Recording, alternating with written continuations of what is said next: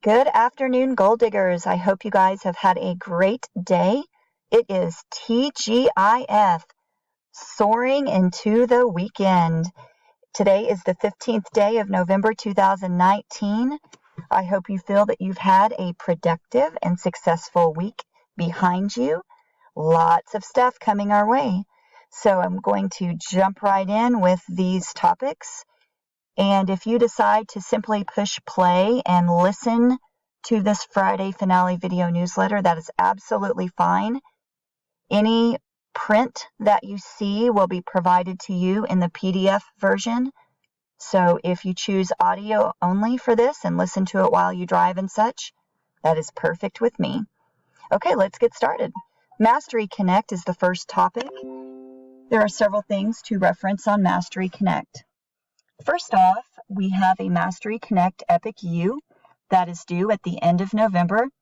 Please refer to the monthly meetings with DLO calendar, the teacher needs page, to see that due date and that Epic U information. You might recall that we have one formative assessment to give to each of our students in grades 3 through 8. This formative assessment that we give to each student in grades 3 through 8 will be due on December 6th. Now, there has been some confusion out and about that we have to give multiple formative assessments to our students in those grades, and that is incorrect. All you need to give is one formative assessment to each student in grades 3 through 8. We will also have Mastery Connect winter benchmarks, which begin on January 6th for our students in grades 4 through 8. Third will not be included. So more information and details will be coming to you on those Mastery Connect winter benchmarks. Now, while we're on that subject, right here I'm pointing to something on this PDF. There will be no updates on our RYG tabs in grades 4 through 8. All of the other grades, which includes ELQA, MAP through 3rd grade, as well as method in the high school levels, those tabs will still be updated with our winter benchmark information. And again, that begins on the 6th. Let's now talk about ACET. And I'm going to take you to an email. So I went to my inbox, I typed in ACET, and once I pushed enter, I want you to pull up this email, which is dated from the 4th of November. Why do we use ACET? I'm going to scroll down, and I want to point out two things while I'm here. This video right here is only 6 minutes, and it's very, very easy to understand why we use ACET and how to use the different components of the ACET plan. Super easy. I've watched the video 2 or 3 times, and it's encouraging to use ACET after watching this video just to see the ease in the use of it. One other thing I want to point out, I clicked on the download, and I'm going to click on any grade. For now, I'll just click 9th. I'm going to click October. I'm going to click the pathway.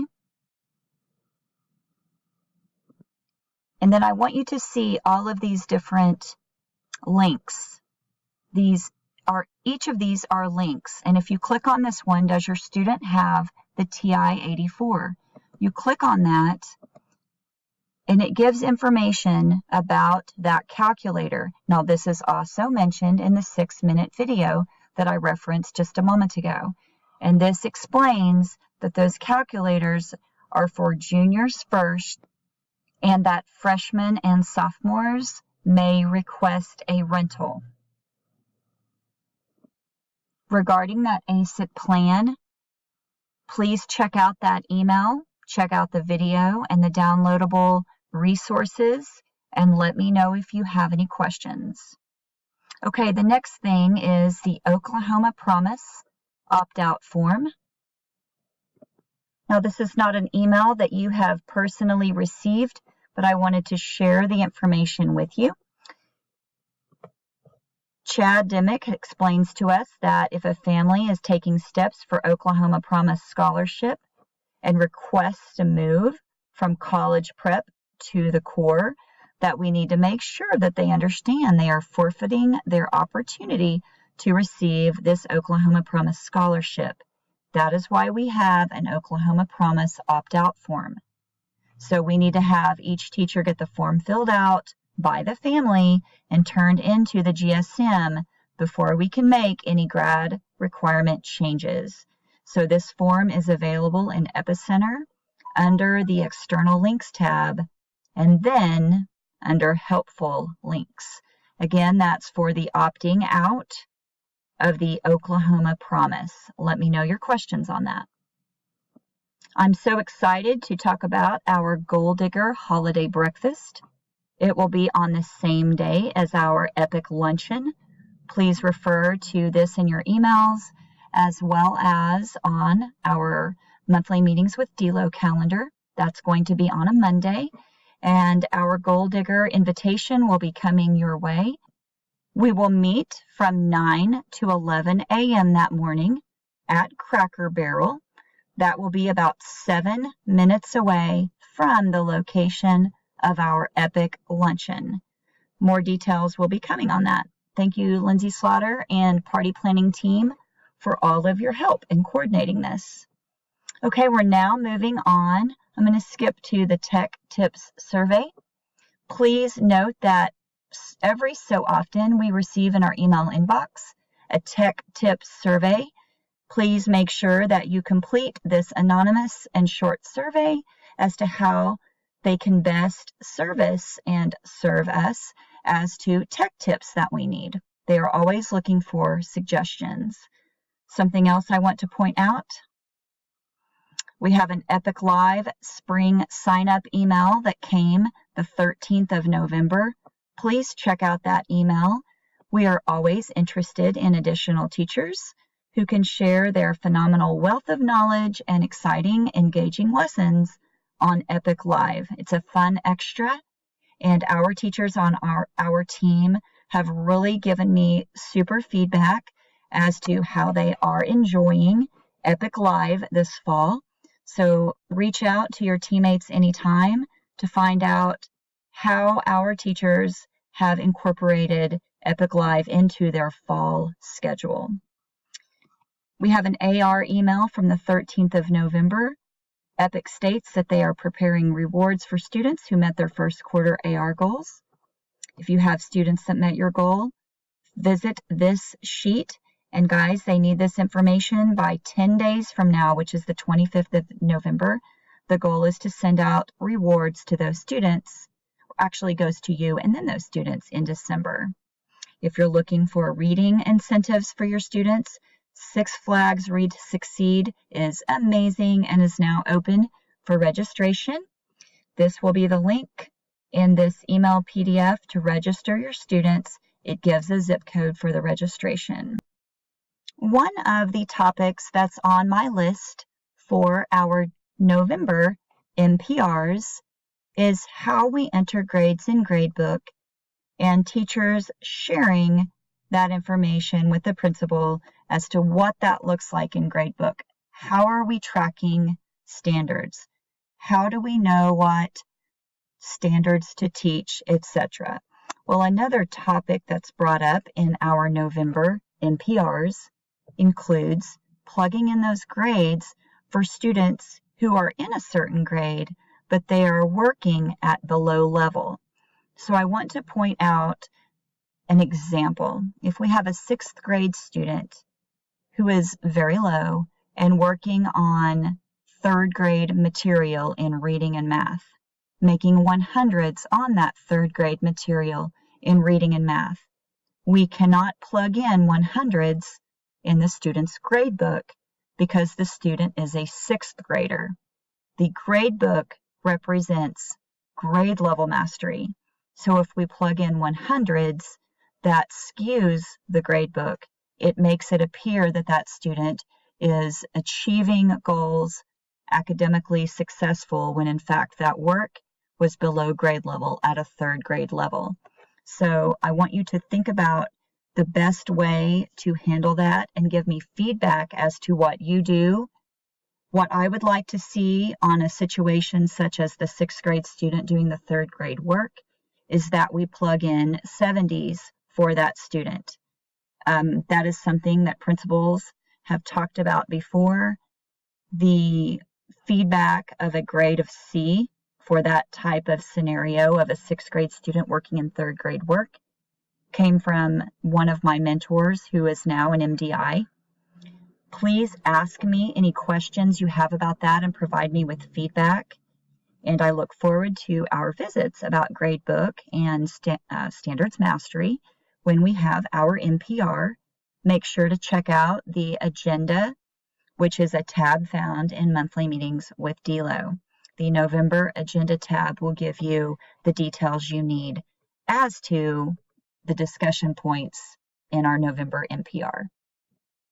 The next topic I wanted to bring to your attention is the reclassification date of students. And Kenny Solons recently sent out this email to me, and he makes it clear here that we've heard rumors at this point that it will be somewhere near the end of November. He assumes that is relatively accurate. He's mentioned this before to us. I've given this same information in our Google chat box a couple of months ago. I just wanted to give you an update. Any reclassifications, it still looks like it will be somewhere near the end of November.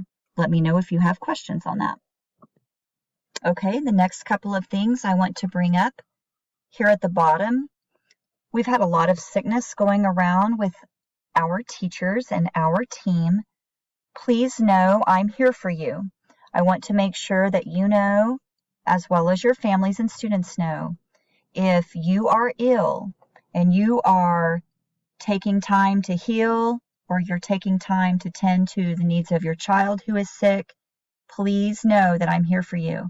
Let your families know my Epic cell phone number, and I want them to message me if they need something during that time while you are healing, because you need that recovery time, or if you are tending to your child. Another thing is planning for time off. This time of year, you might be thinking about perhaps a vacation later on in 2020, whether that's early spring into the summer, whatever it might be. Please double check the faculty Google Calendar and the Epic official Google Calendar to see if there's any particular dates Epic has scheduled for professional developments and such, because we will need you there for those professional developments. I always encourage a teacher to take off time away from those professional development and required days. So check that out and then just inquire with me. I'm glad to talk you through anything as to what it would look like on your side and my side for any time off that you take later on in 2020, or it might even be currently in 2019. Also check out the faculty handbook as to the expectations of a teacher taking time off for vacation. Okay, I'm going to scroll up. Guys, I have really worked hard to try to get my newspaper out, but with the Epic Essentials data and beginning my parent phone call initiative this past week, where I call up to 5-6 parents per teacher throughout the week. That's taken a lot of time, although I do truly love the initiative.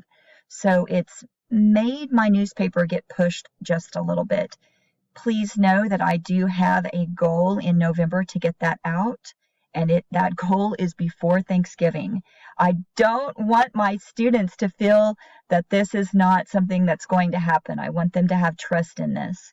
So I am going to stick with a hard deadline in getting that newspaper out. I know it's a fun extra Nonetheless, it's important and it provides me with some connectedness to our students and families, and just makes it feel like it's more personable and a smaller community of gold diggers, and I just love that. So bear with me on that, and thank you for your patience. And back to my family initiative phone calls. I've really enjoyed those phone calls. I've shared some feedback from parents with certain teachers. I'm always willing and excited to share feedback, and I coach parents and I discuss things with them. So I want them to not only know who I am and introduce myself to them, but to know I'm here to support you and your goals as well as support the family. This is a team opportunity to work together. So again, that's called the Family Initiative phone calls, where I call at least 5 or so families off of your roster each week. Please seek out Ronnie's bonus spreadsheet. Now, I will include the link here. That spreadsheet is amazing. Ronnie, we really appreciate your screencast and your spreadsheet as to how to utilize the bonus system for 2019-2020. Guys, if you have not checked that out, I highly encourage you to do that quickly. Okay, last, I believe this is last on the list. We have lots of things going on right now. We have many new things. We are extreme professionals and we have very high expectations of ourselves. That in itself sets a very high amount of pressure on each of us when we just want to do everything we can to meet the needs of our kids, plus check mark all of our epic tasks.